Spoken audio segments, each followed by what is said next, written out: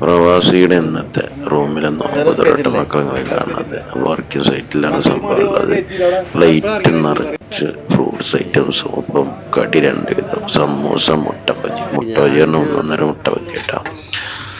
പിന്നെ juice items ആട്ടോ. Juice ഒരൈറ്റം, പാലും വത്തക്ക കൂട്ടിയ ഐറ്റംസ് ജ്യൂസും. പിന്നെ ഇതൊക്കെ കഴിഞ്ഞിട്ട് ഒരു നെയ്ച്ചോറും പിന്നെ ചിക്കൻ പീസും ഉരുളക്കിഴങ്ങ് കൊണ്ടുള്ള കറി.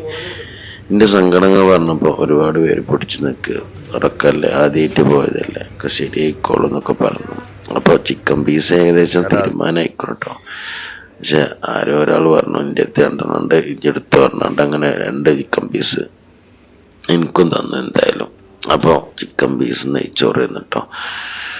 പിന്നെ നോമ്പ് പറഞ്ഞിട്ടുള്ള ഐറ്റംസും ഇതുമ്പോൾ തന്നെ നമ്മളെ ഇന്നത്തെ പോലത്തെ ചോറൊക്കെ പാടമായിട്ട് മിക്സ് ചെയ്ത് കഴിച്ചു. ചെയ്താൽ വീഡിയോ ഇഷ്ടപ്പെട്ടാൽ ലൈക്ക് ചെയ്യാനും ഷെയർ ചെയ്യാനും മറക്കരുത്. നിങ്ങളൊരു ഷെയർ ലൈക്കും എനിക്ക് ഏറ്റവും വിലപ്പെട്ടതാണ്. പ്രവാസ ജീവിതത്തിൽ നിങ്ങളോട് മാത്രമാണ് സങ്കടം പറയുന്നത്, അതുകൊണ്ടാണ് ഓരോ വീഡിയോ സങ്കടം പറഞ്ഞു പോയത്. അപ്പോൾ അടുത്ത വീഡിയോ കാണാം.